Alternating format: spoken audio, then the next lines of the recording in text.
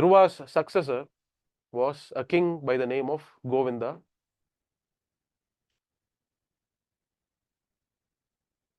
Okay, Govinda had a very short span of rule, so not very memorable fact.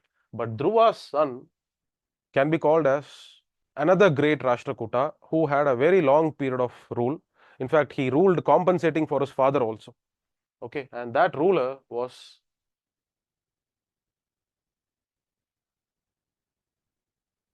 who ruled for a period of 64 years. He was a king for 64 years.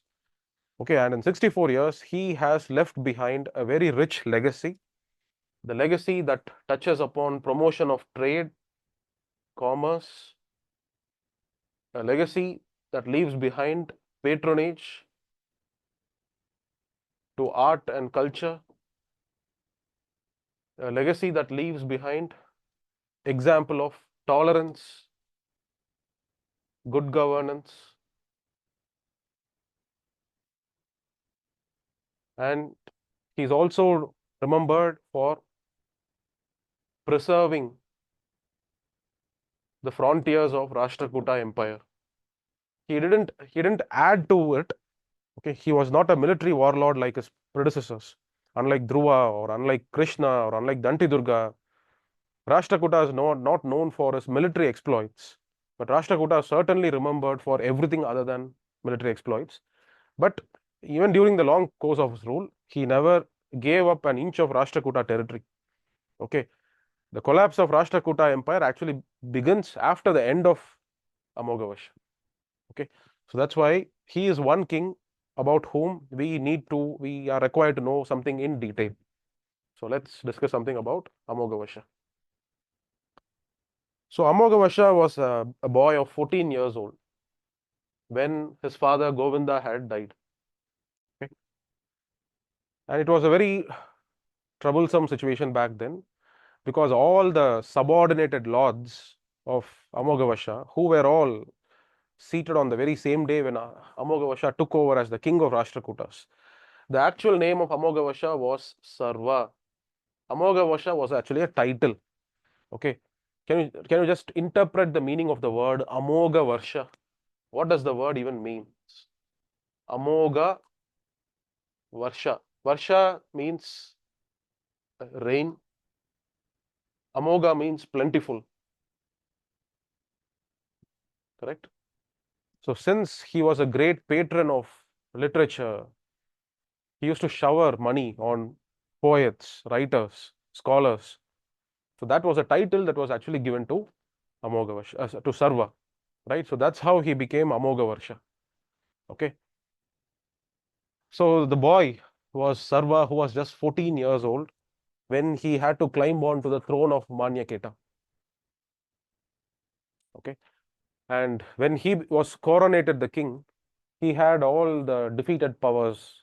The Gangas were seated there, the Vengi Chalukyas were seated there, Pratiharas and Palas, all of them were there. All of them were harboring ambitions to one day overthrow the small boy, and such a huge dynasty, all rival powers, all of them in strong shape. A small boy now becomes the king. Correct? So there's a high possibility that the boy may not be able to hold on to the situation. Correct? And as expected, in the due course of time, there will be issues, and that will be sorted out as well. We'll just come to that. So this young boy was given all kind of royal education and training. He was given knowledge about all shastras. He was made to understand that his greatest pursuit in life is the pursuit of artha, kama, dharma. Right? So these are the three pursuits of kings: to uphold dharma, uphold the social order, to go behind wealth, because without wealth you cannot maintain an army. Without army there is no protection. You cannot even protect your people. So you need artha, money, and you should also be given to pleasures as well. Okay, when I say pleasure, I don't simply mean just the sensual kind, not the sensual pleasures of body alone. That's not what I mean when I use the word pleasures. It also means intellectual sophistication.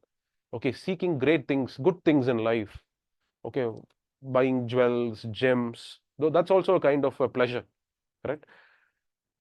So these are the three objectives of life that was given to him. He was made to understand that these are the things that I should pursue in my life, and he had really taken all his training seriously, and that's why he was able to rule over 64 years with grit, with determination, and with the sense of goal and pursuit in his mind, all because of his childhood formative years of training that was given to him.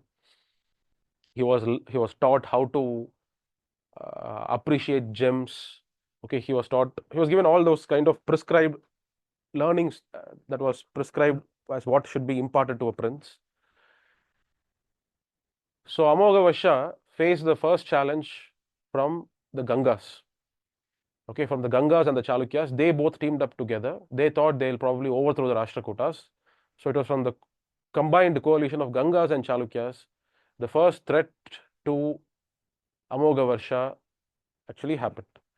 Okay, and Amoghavarsha as a boy couldn't actually manage the situation. That is why a relative of Amoghavarsha, who was also a Rashtrakuta, who was ruling over the Lata areas right now, right, a relative of Amoghavarsha, he was brought to tide over this crisis. And that relative was who is called as Karka Rashtrakuta. So he was also linked to Rashtrakutas by blood. He was ruling over the territories of Lata. So from there, he had come to Manyaketa to save the capital from being sacked by the Vengi Chalukyas. And a marital alliance was also arranged. A sister of Karka Rashtrakuta was given in marriage to the Chalukyan prince. For now, the situation was set right, right? And Karka ruled for a very small, short period of time, and after which Amoghavarsha was once again able to regain the throne. No big conflicts had happened. It was duly his, and maybe he was able to command the loyalty of all fellow vassals. Maybe because of all of that, Amoghavarsha was once again seated on the throne of Manyaketa. Okay, so his wanderings in life had taught him about common man, common people's problems, right? And so he was not a king who was only cocooned in his own palace, right? He had exposure to common men's problems. So that sensitization was what actually helped him give good governance to people during his period of 64 years. Okay, and he knew clearly that he did not have the aptitude or the strength for waging wars.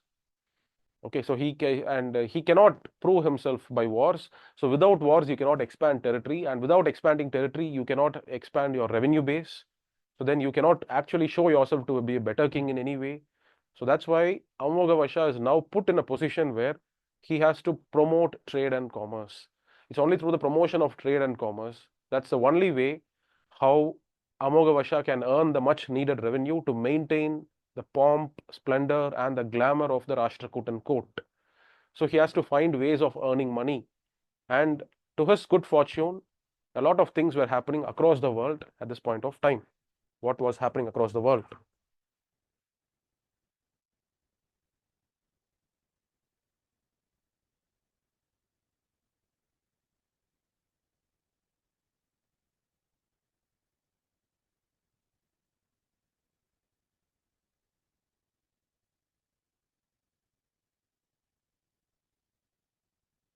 Now the Umayyad caliphs are now replaced by a next dynasty of caliphs who were called as the Abbasids.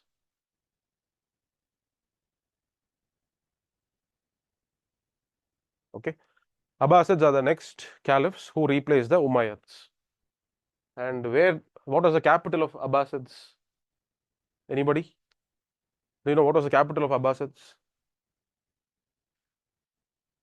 Umayyads had their capital at Damascus in Syria. Any idea what was the capital of the? Yeah, you're right. It was Baghdad. Right, Baghdad was the capital of Abbasids.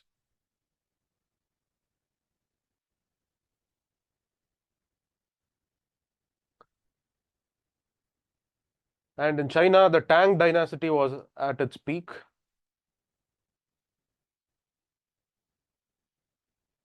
And in the southeast, there were two dynasties which were controlling the entire maritime trade.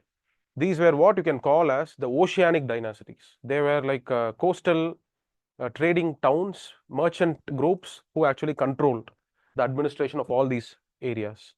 Okay, it was not a very military kind of a setup, just like how we have an Indian kingship setups. No, it was a group of merchant families who became powerful over time because they were able to capture a piece of this global trade that was happening through this area, through the Strait of Malacca and those areas. So a dynasty came to exist there, which was called as the Sri Vijaya dynasty. Sri Vijaya and another dynasty called as Shailendra dynasties. They were ruling over Malaysia, Indonesia, and those parts. Correct? Tang dynasty in China. Okay, and the Abbasids in Baghdad. Okay. One global phenomenon that was happening during this time was population increase. Okay. We are not able to decipher clearly about what is the reason for this population increase that happened during this period of time. Maybe there could be some larger climatic phenomenon which could have happened, which could have brought better rains. Okay. So population in China was growing up, and it was always China which was providing the demand and stimulus for every manufacturing activity that can happen all across the world. Okay. So because of which a lot of products were in demand in China. Okay. And those products were from Africa, they were from India, correct? And products from China was also brought to these places, but through the oceanic routes, not land route. Okay, from China, it was brought again. So this was a period where all the dynasties, Sri Vijaya, Tang, Abbasids, all of them were focusing on promotion of trade and commerce. Okay, and India being geopolitically located at a very favorable spot was able to capitalize on that. Let's see what kind of trade and commerce happened during this time. From India, we have evidences of certain commodities being imported, certain commodities being exported. Okay, and we have archaeological evidences to study about this trade and commerce of this period. We also have evidences, literary sources of Arab merchants, Arab travelers who visited India. They have written a lot of works, which also gives us a picture of the trade that happened during this period of time. Okay, so it's when you piece all the evidences together, we can construct the story of this trade and commerce that happened. Okay, so first of all, what were the important towns of trade?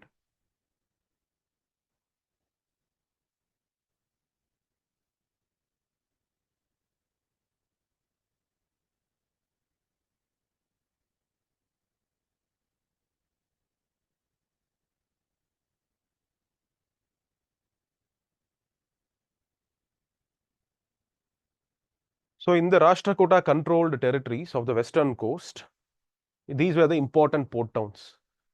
Kambat, okay, that is even sir, oceanic dynasty part, please. No, what I meant was the big dynasties controlled parts of Malaysia, parts of Indonesia as well. Okay, and those dynasties were known as the Shailendra dynasty as well as Sri Vijaya dynasty. It was these two dynasties which were ruling over the Indonesian archipelago of islands. They were the ones who were ruling over Malaysian peninsula as well. And that is where you have Strait of Malacca, which is a choke point, right? So whoever controls those areas will always be able to extract revenue out of the maritime traffic which goes through those paths, correct? So that was the main source of revenue for the Sri Vijaya Empire, correct? So that is what I was referring to as the oceanic dynasty. Okay, it was not a very land-based dynasty. It was not dependent on agrarian produce and all of that, but rather it was a dynasty which was completely based upon collection of revenue. Don't you think that is what is the only reason for Singapore economy even till today? Yes or no? The reason why Singapore has such a high per capita income, being a very tiny country, the only reason is it is strategically located on the choke point. So any ship that goes there will have to come anchor in Singapore. It's an important port of the whole world, correct? So that benefit was always there for this area, and Sri Vijaya Empire was making use of that particular benefit that they had. Okay, so these are the important trading port towns under the control of Rashtrakutas, and archaeological works, evidences, studies has been done in this important town called as Sanjan, which is in the northern Konkan region. Okay, so it is from here Arab ships used to visit, and from there, from here, it used to go to China through Shailendra, Sri Vijaya Empire route. Okay, so the studies that was done in Sanjan gives us a lot of idea about what commodities, what were the items imported and exported. Correct. So let's get to know about them. I'm sure you can yourself think about what all were imported. Just think about what all India was scarce, what was not available in India. Those were the items that were actually imported. Just can you think about them?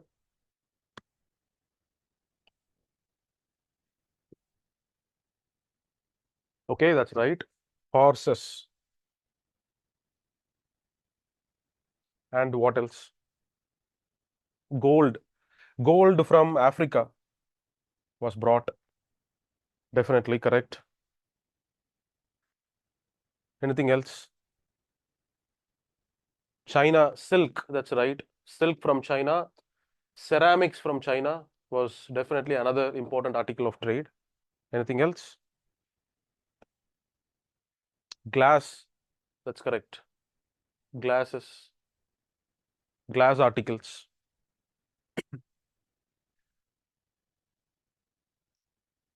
No, see, why no horse in India? India always had horse, but the best quality horses are not available in India because such kind of grasslands, grasses do not grow in India. Okay, and even though you may import horses, if you keep on grazing them in India, their levels, their speed, their strength, all of that will decline over generations. That's why there is always a constant need to replenish the stock of horses. Okay, see, Indian climate is such that it can make any living organism weaker. Okay, even Babur, okay, Babur, when he wanted to settle down in India, his fellow ministers, his courtiers who came along with Babur, they discouraged him from doing so. Because India was always known for this phenomenon where anybody who comes and settles in India because of the nice climate, comparatively better climate. Climate is even more harsh in Afghanistan and all that, right? Here the climate is better.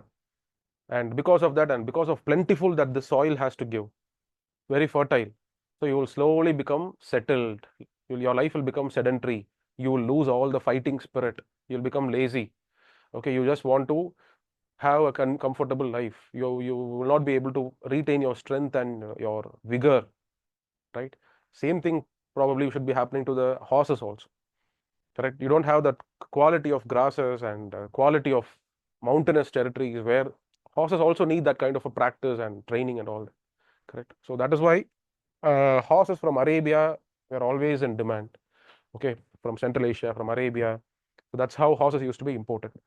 In fact, the Portuguese had a monopolistic control over horses. They were the only ones who were importing horses and supplying it to all the Indian fighting powers, to Vijayanagara as well as to Adil Shahis, as well as to Golconda. They were the ones who were supplying horses. That was always constantly in demand. Okay, anything else? What were the other items imported? Have you heard of ambergris? Amber, AM, ambergris. Do you know what it is? So that can even be asked in your environment as okay. Ambergris. How do you get it?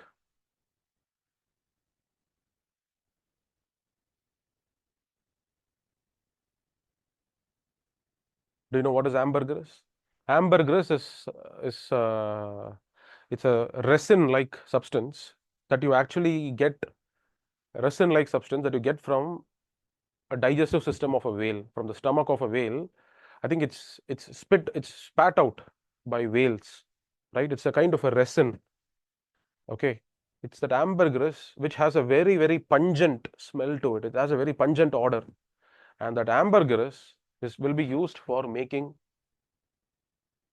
perfumes, correct?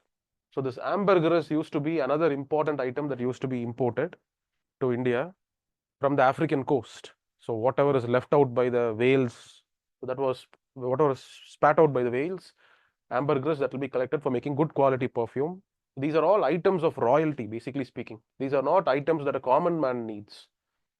And from the Abbasid court, from Iraq, automatons used to be imported. What are automatons? These are like mechanical contraption devices.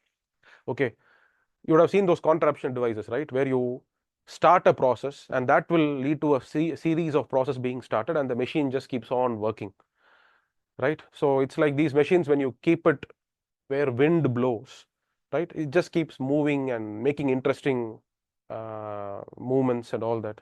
So such kinds of machines which used to be manufactured in the Abbasid court, even that was all imported. Okay, these were the chief products which were imported. Exports, we had plentiful to offer to the whole world. Cotton, textiles was definitely one. Then spices were another. Salt, indigo, rice. These are all the chief items of export from India. Basically, more or less agrarian products, correct? And indigo was such an important item which was used for dyeing of cloth. Okay, that's a good way of, nice way of looking at it. India imported what they wanted, whereas other countries imported what they needed. Yes, you can say that. Okay. So these were the items that were actually exported from India. And indigo was such an important item of export from India that Arabs, they used to call any Indian trader as Neeli. Neeli is a word that was used to refer to any Indian trader. Arabs used to call Indian traders as simply as Neelis. Okay, Neel means what? Indigo. Indigo is used to make that uh, blue dye. Okay, so that's what is called Neeli, right? So it was basically a very profitable continuous supply of imports and exports that was happening from all these important towns. Okay, so who were the group of traders who were in India transacting and carrying out this trade? That's also another important aspect to know about. It was a very cosmopolitan ecosystem in the court of Rashtrakutas.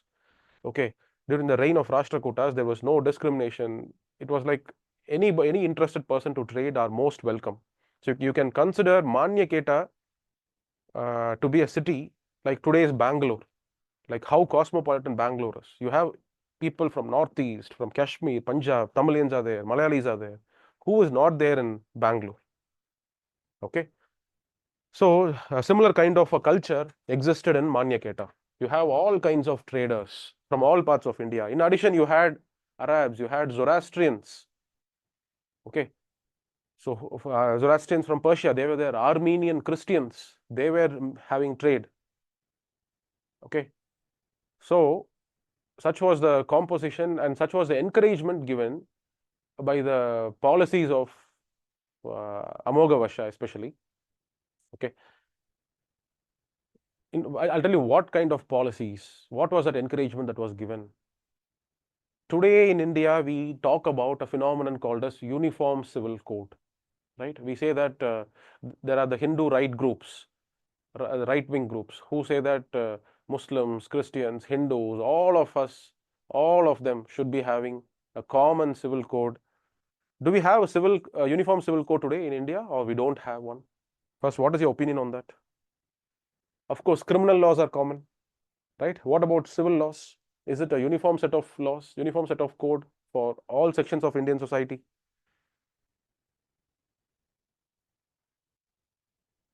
Present in Goa alone, no. See, let me tell you, even in civil laws, the code is uniform, okay? Except with respect to personal matters. So let's be very clear about it. Civil issues, when it comes to contracts, when it comes to agreements, here, whether you are a Hindu or a Muslim, we are all bound by the same laws. Okay. Code of Civil Procedure, Indian, same laws govern for all people, whether it's a Hindu, Christian, Muslim entering into a contract, it's all the same. Okay. Only when it comes to personal matters,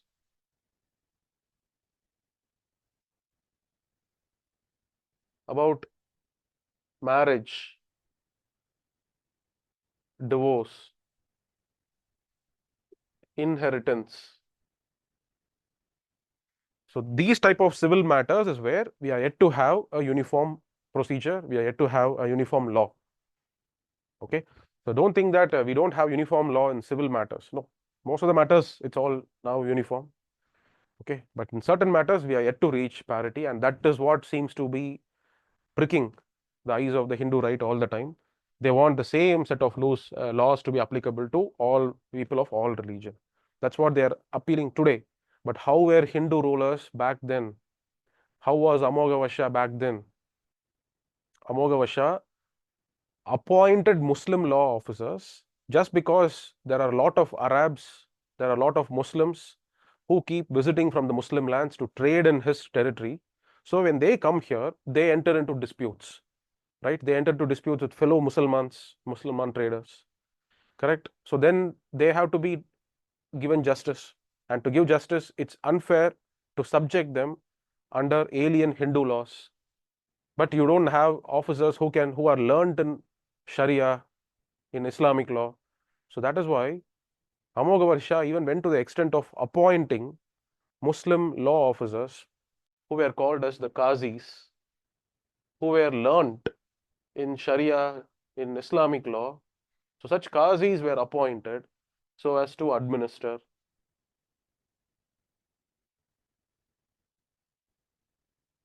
Muslim law.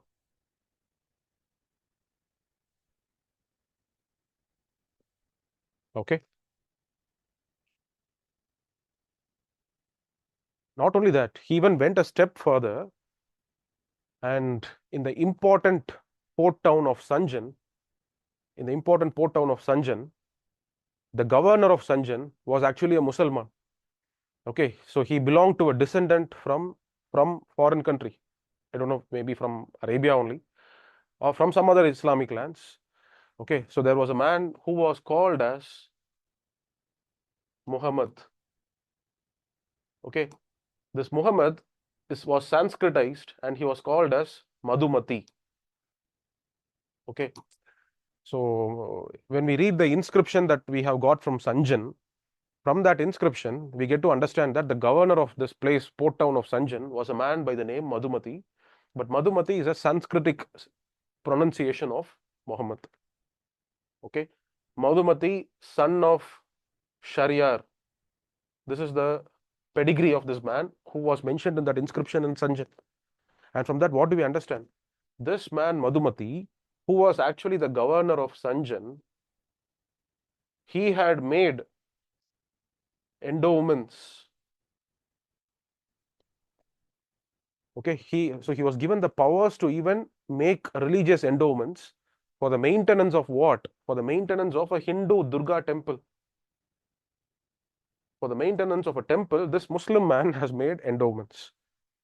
Okay, so this generalized opinion, no, that you actually portray on Muslims, that not all of us portray the Hindu right. Again, it keeps portraying such impressions on the Muslims that they cannot cohabit with people of any other religion. They would want to kill all of them and to convert them into Islam. Correct? It could be the statement, theoretically, it could be interpreted like that, but that was never how practically things were put into practice. So you find a very spirit of mutual cohabitation, a feeling of mutual give and take, a feel of tolerance. Okay, is what you find existing all through the ages. Okay, it's only today's democratic politics, since it's based on numbers, it's aggravating the divisions between people by creating a fictitious narrative of the past. Okay, but in reality, when we go and more historical research, as it comes up with more evidences, when you appreciate it, you will be able to understand all these kind of phenomena used to exist, where a Hindu ruler, Amoghavarsha, he appoints a Muslim man, Madhumati, Muhammad, as the governor of the most important port town of Rashtrakutas. Sanjan was given in the hands of a Muslim governor, right? And this Muslim governor is making donations. He's giving grand land grants for the upkeep of a Hindu temple, a Hindu deity, correct? So this was why Amoghavarsha's period is really a glorious period to be living in India. Okay, so you can understand all this. These kind of phenomenon was actually taking place, right? And what more evidence points out to the growth of trade and commerce during this period? During the Chalukya period, okay, when we only hear about one trade guild who were called as the group of Ainuravar, right now we come across a large number of names of various other trade guilds. So let's get to know about them, right? From the different inscriptions, from different historical accounts, we are now in a position to understand a growth of various other trade guilds as well. Okay, so of course Ainuravar is constantly mentioned in different sources. Now we have other trade guilds which were called as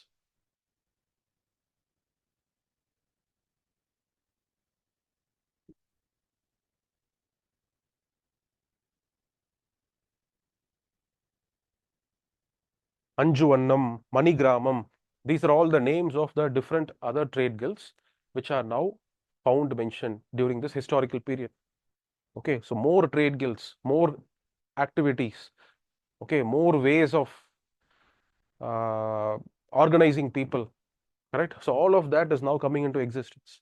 I'll tell you what it is. The word Anjuvannam is derived out of a Persian word which is called as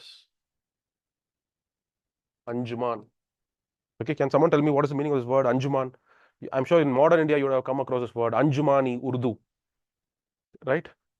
So what is the meaning of this word Anjuman?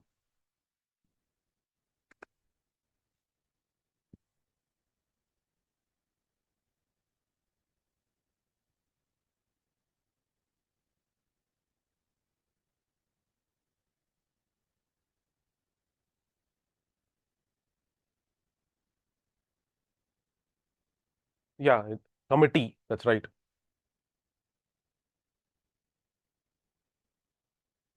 Okay, so committee, that's correct, that's right.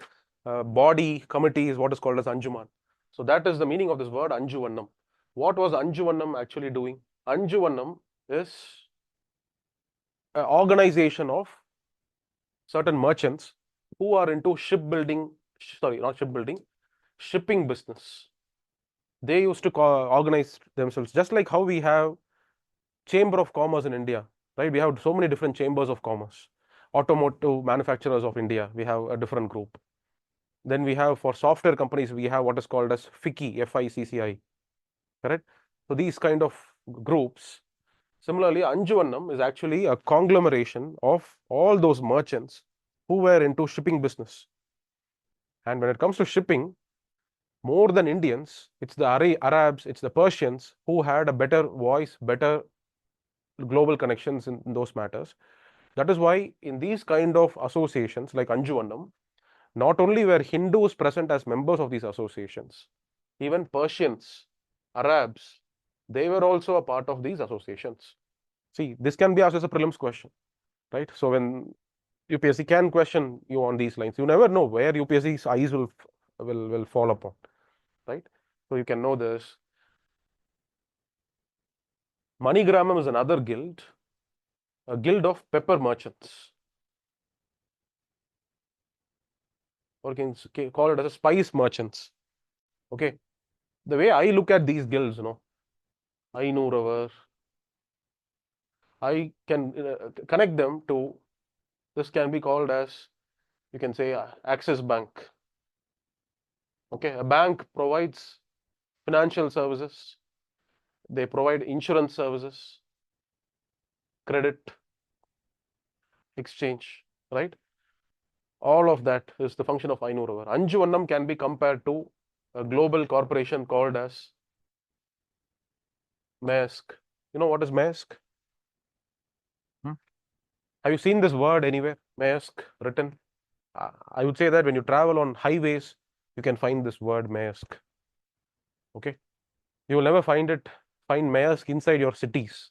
It's only on the highways. Okay, yeah, it's a shipping company, the largest shipping company of this world, Maersk. Okay, when you travel on the highways, you have lorries, trucks. They'll be carrying containers. You see, all the containers will be Maersk. Okay, they basically own ships. They basically own containers. Okay, so anything that is transported will be done through the Maersk lines. Okay, one of the biggest shipping company. Okay, of course, Hyundai is also another shipping company. It's such a huge conglomeration. We only know Hyundai as a car manufacturing company. But when you go to South Korea and when you see, they are into every different type of business. Okay, so Maersk can be compared to Anjuvannam, right, for all the services that they used to provide. And MoneyGramam, okay, I'll tell you, it's a group of merchants who are into the business of ensuring the right quality spices are procured, they are properly sorted out, they are graded, and they are exported. Okay, they are packaged and they are exported. So you tell me which company of India is into these kind of operations, where you procure from the farmers, you sort it, you grade it, process it, and when I say that, I don't mean to say that the same person is going to do that. It will have a lot of associated farmers. Basically, they are into networking with the farmers, right? So they do all these operations. And finally, they package it, keep their brand, and they just export it to all parts.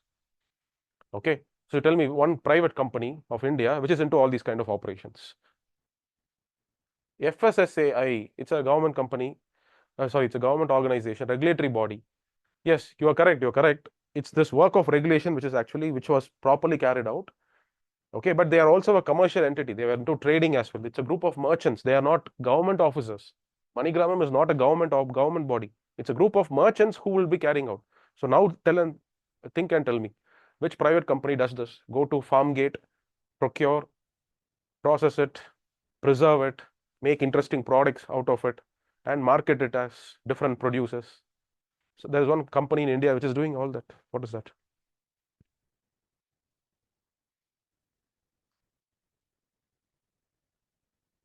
Yeah, yeah, correct. Reliance also does it. What is the biggest chain?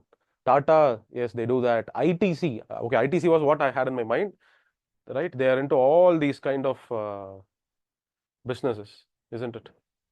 So yes, Tata, they also do that. ITC, correct. So this is how you can imagine. So you can understand the ITCs of the world, MoneyGram were existent during this time.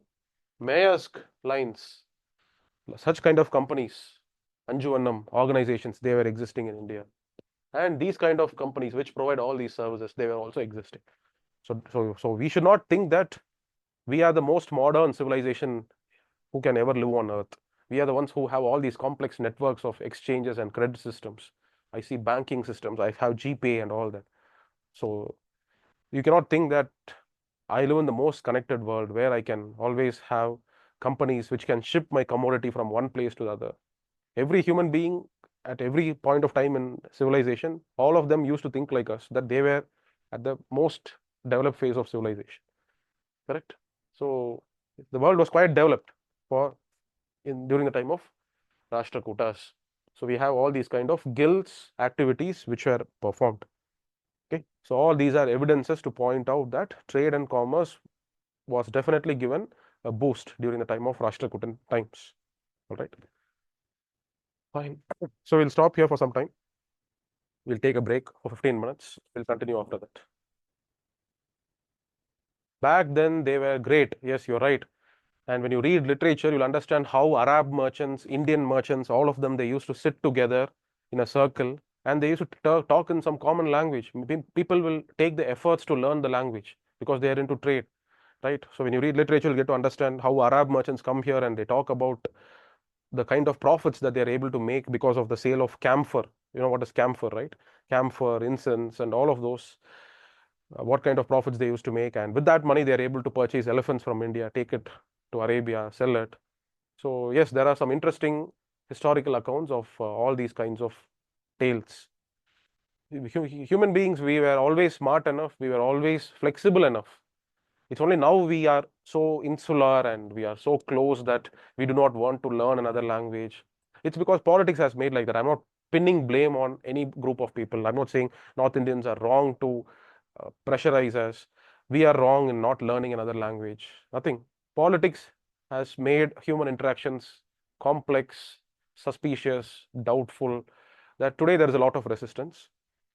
But even today also, if there is a necessity, people will definitely do anything out of economic necessity. All right. So back then it was simply economic necessity which was making people involved in all these kind of activities. Okay. So fine, we will take a short break for 15 minutes and then we will come back.